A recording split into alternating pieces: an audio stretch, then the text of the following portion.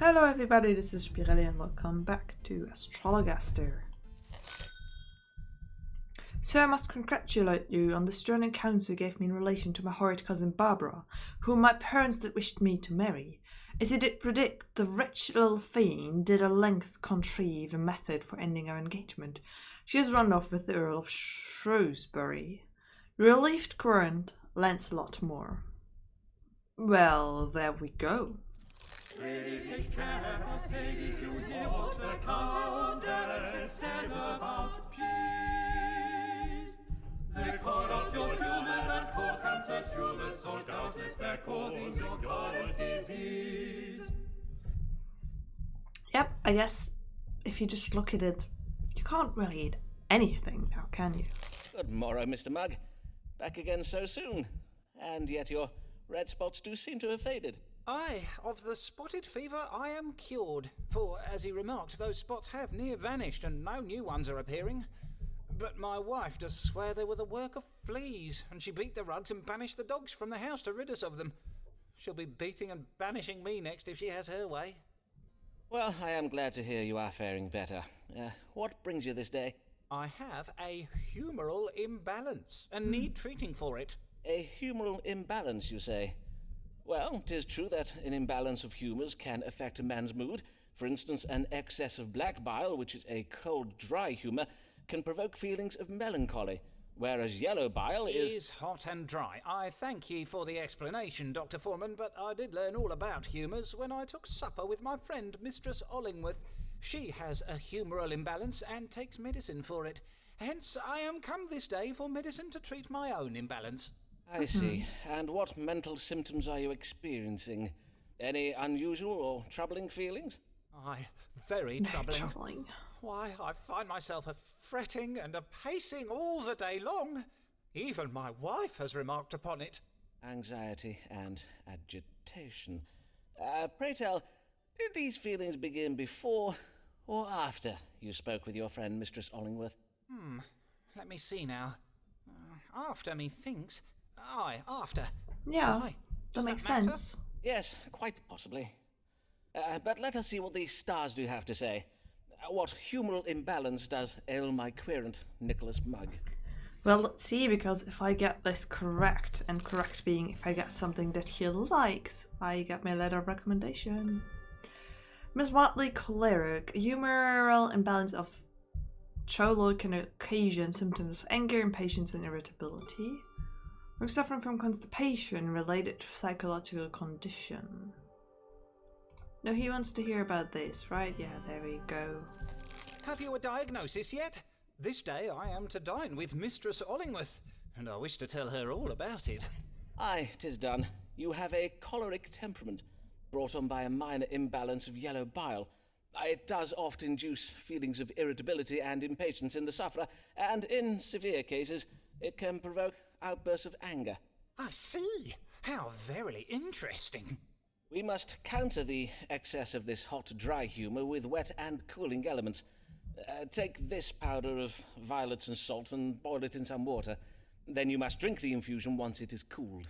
I thank ye for this medicine, Tea? Dr. Forman. But may I trouble you for twice the dose of it? For if the symptoms be what you say, I think my wife had best be taking it as well. So you're getting tea is what I got from this, but this should lead me to a letter of recommendation, right? The current present symptoms of a troubled mind. I did diagnose a choleric temperament, described a cooling fusion of violets and salt. Oh no, salt is not really tea. Methinks the current is most pleased with me for the reading I gave today. Yes, there we are. Our next letter of recommendation. Perhaps a secret the cure into my wife's ale. I do not think she would take kindly to learning she has an imbalance. There we go. 1, 2. Wait, what? Where's he? Nicholas Mugg. Oh, 100 for 100. Okay, so I'll update in a second. Nice, nice, nice. We're getting somewhere. Hear ye, hear ye! Spanish Armada sunk by English storm! Hear ye! Proving once again that God loves England more than our Catholic enemies. The Spanish naval fleet has been defeated by a mighty storm that has been raging in the English Channel for nigh on 3 days. But the remains of the Armada has fled back to Spain. Beachcombers are advised to wait for the storm to abate before looting corpses that have washed ashore. Here comes a son of noble birth. Know you how much his father is worth? For such a boy, advantage is bought, entitled to much, deserving of naught. Now the question is, will you get to marry your other cousin? Oh, sirrah, I have dire need of your counsel.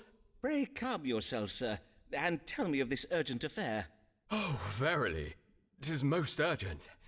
A fair maiden has my heart, a maid with hair of shining gold and eyes so blue the finest sapphires grow pale with envy. But she is a most pious and demure in nature, and has many other suitors. How might I win her favour? Golden hair? But in our last consultation, let me see here in my notes. Yes, you told me your heart belonged to a maid with hair of onyx black that doth make the finest ebony go grey with envy. You mean my cousin Marion? Pish! That was naught but a childish fancy.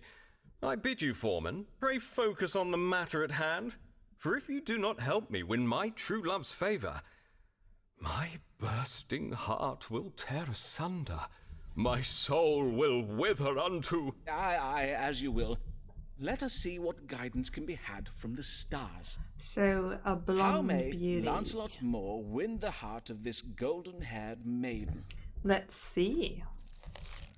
Apparently, we just also do, flirting advice. A sudden religious conversion is strongly advised. What? Moore's hopes will be realized, but he must be self-disciplined and patient. Okay. The maid's secret nature is hidden beneath the veil of false religious favor. It would appear that Moore has a prudish nature. Moore may win the lady's hand in marriage with jewelry and fine things. So either change your religion, give her jewelry, or... Maid's father has a deceitful business partner. Oops. Moore should lie about the size of his fortune. Trifling tells for such an oversauced peacockle. So burst about the business. They'll get together, but it will not be a happy thing together. And the thing is, I don't know whether religion or jewelry is the way to go. Because religion, changing your religion at that time, that would probably may upset his family. Can we go with this? Saying that her religion is false. And she wants jewelry and fine things. But then, if he's not that rich... I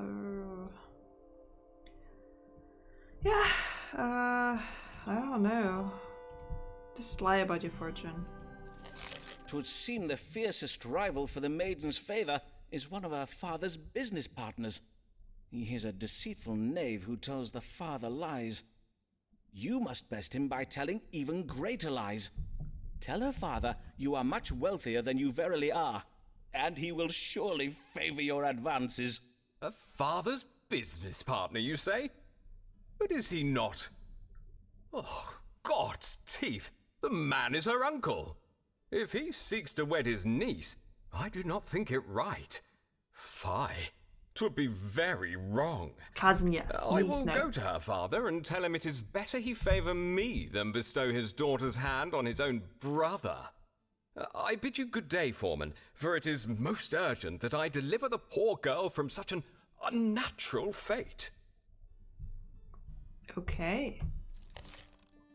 The Querendit wished to know how he might win the heart of a golden-haired maiden. I did warn the Querendit that his beloved is presently being wooed by her father's business partner. The Querendit must accelerate his wealth to prove himself a more convincing match. Methinks the Querendit was a little pleased with me for the reading I gave this day. Getting somewhere. An uncle who wishes to wed his niece. Who does the scoundrel think he is, King Richard III? And it's blood she likes a drink. She does care not what you think. Her head may end up down the sink, but Alice cares not what you think. This is the drunk lady with the catty neighbour. Good day, Mistress Blogg. What brings you? Oh, Dr. Forman, I have worked myself into such a state that I have urgent need of you. Oh, you have you? Well then, let me just, Yea, I have urgent need of your counsel. I am certain that my husband Blarg is hiding a shameful secret from me. As you doubtless did note from my flushedness of face and heaving of bosom, I burn with the fever of suspicion and curiosity. Indeed, I did remark a fever upon your person, and wish fervently that I may bring it to a speedy resolution. Let us see. What is this secret that your husband Thomas Blarg hides from you? Well, the stars will tell us, surely. What secret is my husband hiding? It appears that Ice is to inherit wealth one day. His husband serves his wife and family well through his frugal management of their affairs. I see intelligent, authority, yea verily, Alice is impressed by my authority and intelligence. The secret relates to sun transformation and fortune. Sure, this refers to the Spanish treasure expedition Alice has been invested in, but would it be right to reveal what I know to Alice? His husband's business instincts are misdirected, and his husband has been carelessly optimistic with the family's finances, okay? Or a religious romance. A religious romance. So this is just he's being frugal but she'll inherit money, and this is, oh, might she be interested in me? And also her husband has invested in things but it's not really going well, or a religious romance. Just be patient, you'll inherit well. Cease your agitations and tribulations, dear woman. You doubt your husband wrongfully, for he is a paragon of discipline and virtue, and hides no secret shame. Be glad, for Thomas Blarg's careful management of the family finances will one day make you a wealthy widow. And now, while we're on the topic of shameful secrets, perchance we may... Huzzah! By my honour, it is excellent while my suspicions are unfounded. I will now hasten to the thirsty fish to fate this wondrous news. As you should. Think like predicting stuff in the future is always the best, because it will take such a long time for them to figure it out, right? To grant that wish to know the secret she thinks her husband, Thomas Blake, is hiding. Did advise the current that her suspicions were unfounded, she can look forward to a wealthy widowhood. But then again, I think his investments will fail, so that will not actually happen. Methinks the current was a little pleased with me for the reading I gave this day. No coitus, though. If my husband be frugal, it explains why he's always telling me to order fewer bottles of wine. I guess so. Alas, for little Emma, such sorrow she has borne, since she was made a maid, she has much to mourn. Widowed again.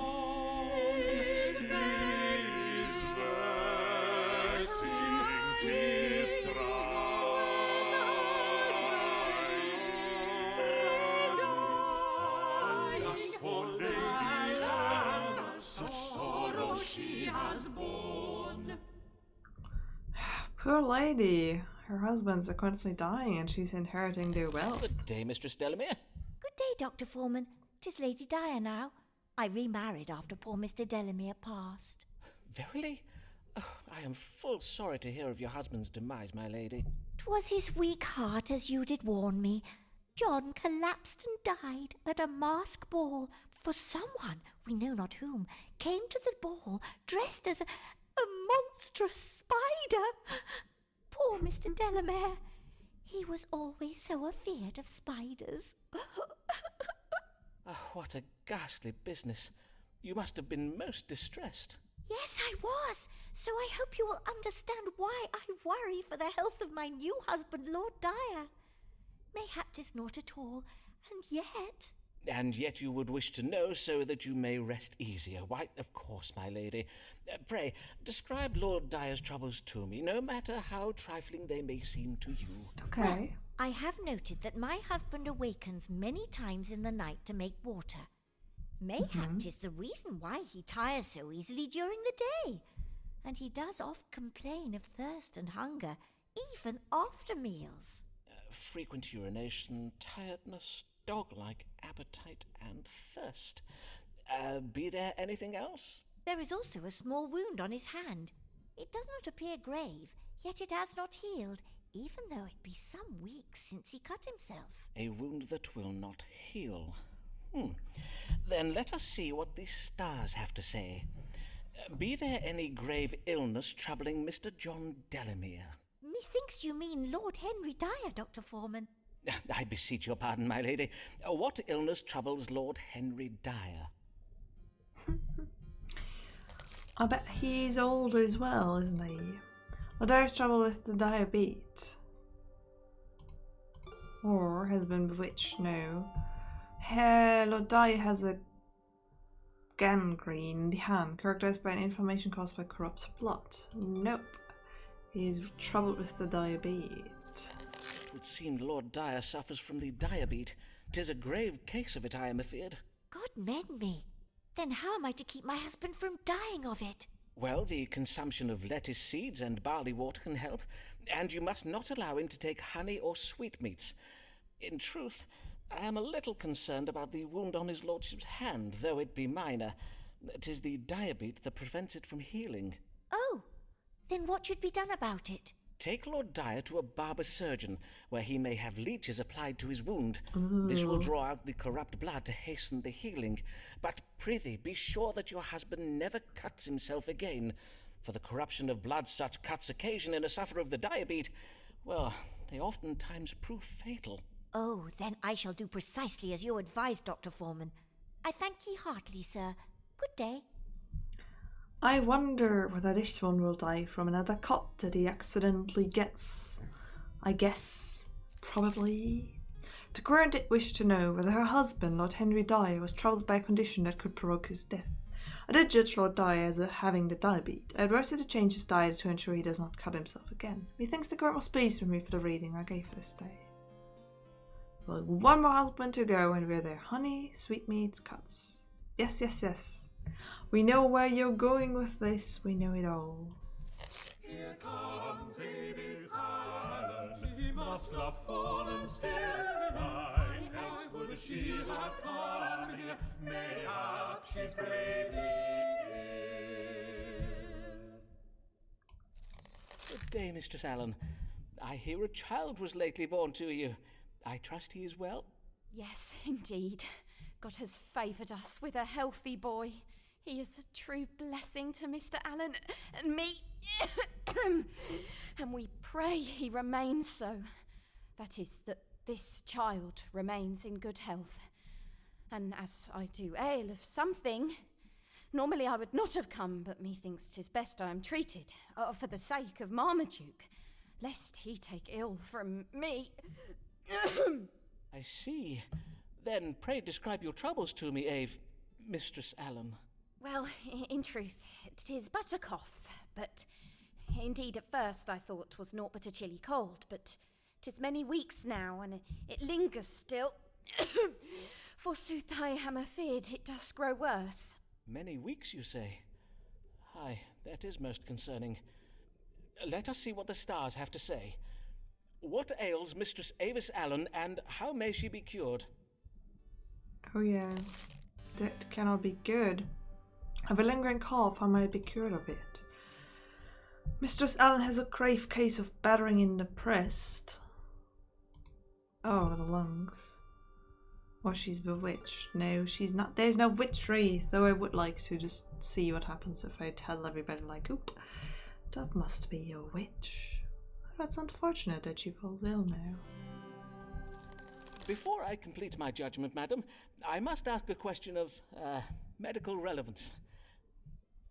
Who is the true father of your... God mend me, Simon! You would plague me with your suspicious fancies even now, in my very hour of need. Have you no thought for my son and my... I am full sick of your jealous delusions. Oh, verily, I should never have come. I will bid ye good day now, Simon. But would you not wish to know what ails you? Indeed, I would.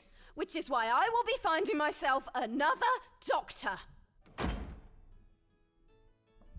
I didn't click on that. I didn't want him to do that. The Crown present with severe cough. I was too distracted to judge the current illness. Methinks the return took my advice most ill, because I didn't give her any. I will find myself a true physician, a doctor who has medical license. I'm getting there, I'm 1, 2, 3 in. 1, 2, 3, 4 almost.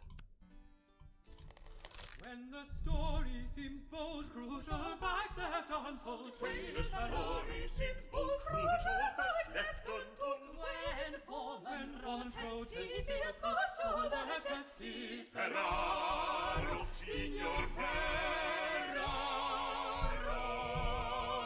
Yes, I was waiting for him because I want to continue. I want to see how this story unfolds. Good day, Signor Ferraro. How may I do you service? How may you do me service, huh? 'Tis a question, is it not? I do hear you offer many different services, huh? Not just in medicine, for you are a dottore of a special kind, one who gives answers to all the problems, see? Forsooth, 'tis true, Signor. In my practice, I endeavor to treat the whole man, mind, body, soul, the location of his missing household items. All are connected at a holistic level. I take it this time you are come about a problem that does not pertain to a bodily complaint? See, this is my mama. She does worry night and day. She say, Ricardo, you must go to the wise man who reads the stars and have him tell you what your future holds. I say, Mama, if it'll make you happy, I will go to Signor Forman and ask him. I see. And is there any particular reason for your mother to be thus concerned? Be you faced with some kind of imminent danger? A particular reason, you say? Nay, Signor, she needs no reason to worry. Mia madre is an Italiana, Mama. Ah, yes, of course. You see now, huh? She is not like these London mamas who make the children live in a cupboard with the dog. Well, then, mayhap the stars might offer your devoted mother some comfort. What does the future hold for Riccardo Ferraro and his mother? That's the thing, or it's like, oh, but you're a man. Why would your mother be worried about anything?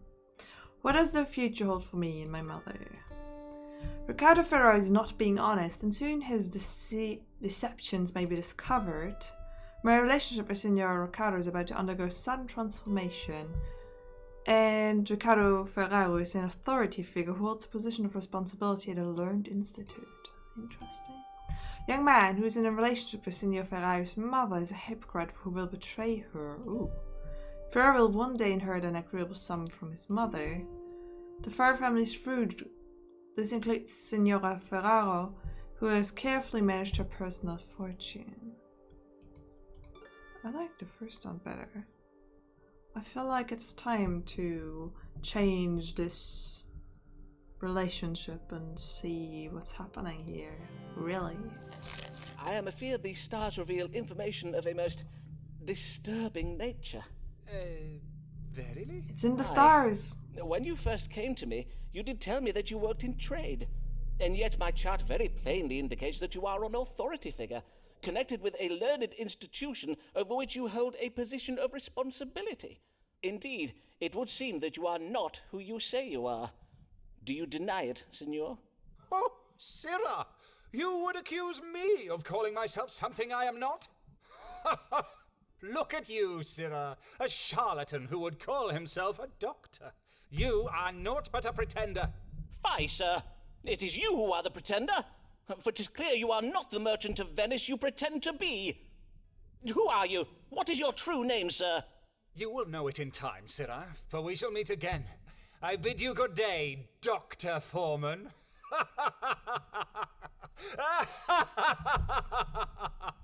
So I was correct. It was being tested by him, and then when he came here and was like, listed symptoms of being pregnant, just like, this sounds like you're pregnant.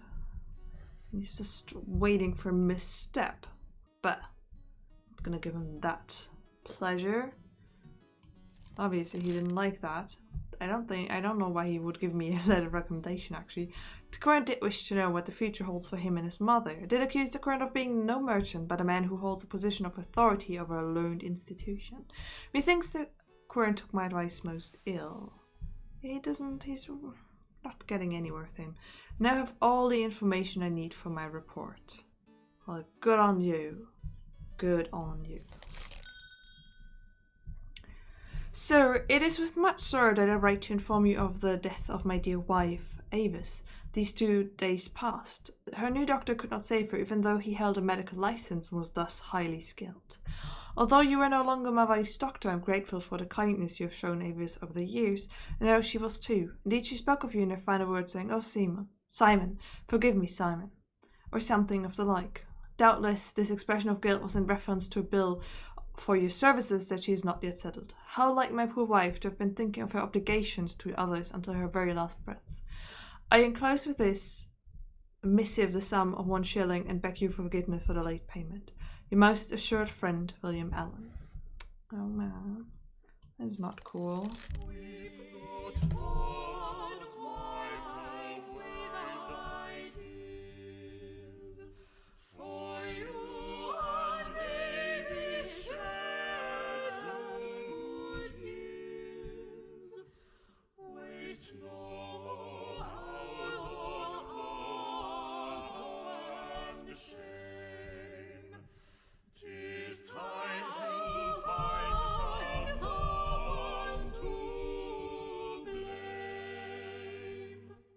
Enough time wasted on, feeling sad. Let's blame it on somebody. Sure, there's somebody to be blamed here. But why did you not let me save you, Avis? Other than myself. Why did you entrust your precious life to another doctor? Obviously. An ignorant impostor who knows not how to read the stars to judge an illness. Those imposters. Oh, my beloved Avis. Why did you die before I had the chance to...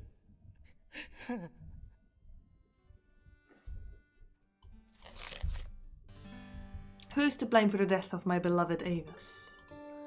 I caused the tragedy by being aggressive and careless in my behavior towards Avis. God is punishing me for not having been a more pleasant romantic partner for Avis. Or lies and rumors circulating about Avis concerning her Catholic faith, and mayhap even our affair provoked anxious passion that exacerbated her illness. Avis lavished such attention and care on her child she neglected her own health. I guess that's what the fault of a licensed doctor with a medical degree.